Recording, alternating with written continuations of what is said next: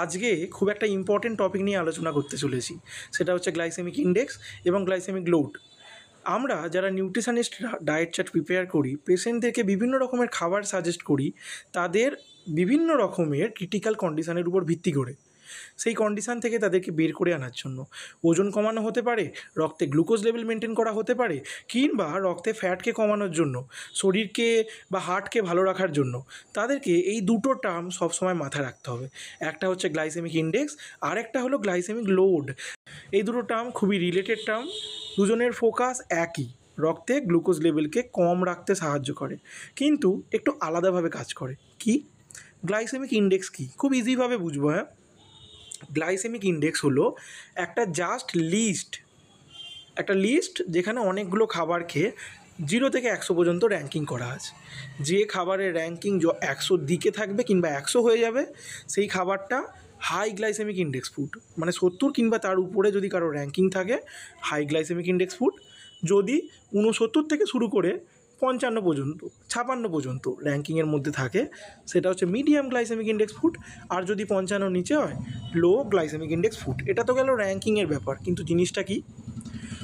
ক্লাসে যেমন একটা ফার্স্ট বয় থাকে বা ফার্স্ট গার্ল থাকে, যাকে আমরা টপার বলি, সবসময় তো বন্ধুদেরকে রাগাই যে দেখ তুই কিন্তু টপারের মতো হয়ে যাচ্ছিস, তোর নাম্বার ভালো বাড়ছে, এরকম করে রাগিয়েই থাকি। শুধু ক্লাসে না, বিভিন্ন ক্ষেত্রেই আমরা নিজেদেরকে একটা ভালো কারোর সাথে তুলনা করি, তাই তো? বোঝানোর জন্য যে আমার স্ট্যান্ডটা কোথায় কিংবা তার স্ট্যান্ডটা কোথায় অ্যাকচুয়ালি। ঠিক আছে, তো এক্ষেত্রে ক্লাস টপার হচ্ছে আমাদের ব্লাড গ্লুকোজ। গ্লুকোজ হলো এমন একটা খাবার যেটাকে রেফারেন্স ফুড হিসাবে এখানে ধরা হচ্ছে, যে সব থেকে তাড়াতাড়ি ব্লাড গ্লুকোজ লেভেলকে বাড়াতে পারে। মানে 1 চামচ গ্লুকোজ খেলে বা গ্লুকন্ডি খেলে সেটা রক্তে গ্লুকোজ লেভেলটাকে বা সুগার লেভেলটাকে সব থেকে তাড়াতাড়ি বাড়াতে পারে। তো যে সব থেকে তাড়াতাড়ি বাড়াতে পারে রক্তে গ্লুকোজ লেভেল, তাকে 100 র্যাঙ্কিং দেওয়া হচ্ছে। তার ভিত্তিতে অন্য খাবারগুলো কোথায় স্ট্যান্ড করছে, সেইটাই হলো আমাদের গ্লাইসেমিক ইন্ডেক্সের চার্ট। বোঝা গেল? এরকম একটা লিস্ট থাকে যেখানে গ্লুকোজ যদি 100 হয়, হয়তো গ্লুকোজ খাওয়ার 1 মিনিটের মধ্যেই ব্লাড গ্লুকোজ লেভেল খুব তাড়াতাড়ি স্পাইক করে যায়। ভাত তো অতটা তাড়াতাড়ি পারবে না, কারণ ভাতের মধ্যে থাকে পলিস্যাকারাইড, যেটাকে ভাঙতে হয়। স্টার্চকে ভেঙে তারপর সেখান থেকে গ্লুকোজ বার করে আনতে হয়, যেটা তারপরে রক্তে যায় এবং গ্লুকোজ লেভেলটা বাড়ায়। একটু টাইম লাগে। ওই জন্য ভাতের গ্লাইসেমিক ইন্ডেক্স নিশ্চয়ই গ্লুকোজের মতো হবে না। গ্লুকোজ তাড়াতাড়ি বাড়ে, ওকে ভাঙতে লাগে না, রক্তে হু করে ঢুকে যায়। ওর গ্লাইসেমিক ইন্ডেক্স 100। হোয়াইট ব্রেডের গ্লাইসেমিক ইন্ডেক্স 75। ব্রাউন রাইসের কত হচ্ছে? ব্রাউন রাইসের 50। এরমভাবে বিভিন্ন খাবারের আলাদা আলাদা হয়ে থাকে। ডিমের গ্লাইসেমিক ইন্ডেক্স 0, কারণ ডিমের মধ্যে কোনো কার্বোহাইড্রেট থাকে না। এবার যদি বলি আমি আপেল, তার গ্লাইসেমিক ইন্ডেক্স এখানে 36 দিয়েছে, তো 2-1 নাম্বার এদিক ওদিক হতে পারে। তো এগুলো হচ্ছে আমাদের গ্লাইসেমিক ইন্ডেক্স, যেটা আমাদেরকে বলছে যে কোনো খাবার গ্লুকোজের সাপেক্ষে বা কোনো রেফারেন্স ফুড যার ভ্যালু 100, তার সাপেক্ষে কতটা তাড়াতাড়ি ব্লাড গ্লুকোজ লেভেলকে বাড়াতে পারে, তার একটা জাস্ট র্যাঙ্কিং। এই র্যাঙ্কিং থেকে আমরা বুঝতে পারবো যে একটা ডায়াবেটিস পেশেন্ট যার রক্তে গ্লুকোজ লেভেল মেনটেন করতে হবে, কোন খাবারগুলো তার জন্য ভালো, কোন খাবারগুলো তার জন্য খারাপ। জাস্ট এটুকুই জানতে পারবো, এর থেকে বেশি কিছু নয়। গ্লাইসেমিক ইন্ডেক্স হাই মানেই যে সেই খাবারটা দেয়া যাবে না, এমনটা কিন্তু নয়, দেয়া যেতেই পারে। পোর্শন সাইজ কন্ট্রোল করলে সেই খাবারটা দেওয়া যেতেই পারে। আমরা তো নিউট্রিশনিস্টরা বলে থাকি যে কোনো খাবারই খারাপ নয় যদি পোর্শন সাইজ কন্ট্রোল করা হয়। পার্টিকুলার এই লজিকটা কাজে লাগিয়ে নেক্সট কনসেপ্টটা আসছে, সেটা কি? Glycemic load. Glycemic index just বলছে যে কোন খাবার ভালো, কোন খাবার খারাপ। ঠিক আছে, যেমন একটা ডায়াবেটিস পেশেন্টের জন্য তরমুজ খারাপ কারণ তার গ্লাইসেমিক ইন্ডেক্স 76, গ্লুকোজ খারাপ কারণ তার গ্লাইসেমিক ইন্ডেক্স কত? 100, মানে গ্লুকন্ডি আর কি 100। এগুলো দেওয়া যাবে না। কেন দেওয়া যাবে না?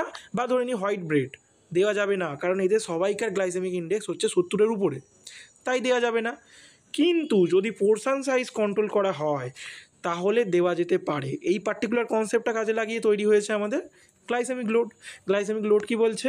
হতেই পারে কোনো খাবার খারাপ, কিন্তু যেটা যদি কম পরিমাণে খাওয়া হয় বা একটা লিমিটেড অ্যামাউন্টে খাওয়া হয়, সেটা খারাপ থাকছে না। তরমুজ হতেই পারে তার গ্লাইসেমিক ইন্ডেক্স 76, যেটা হাই গ্লাইসেমিক ইন্ডেক্সের মধ্যে পড়ছে।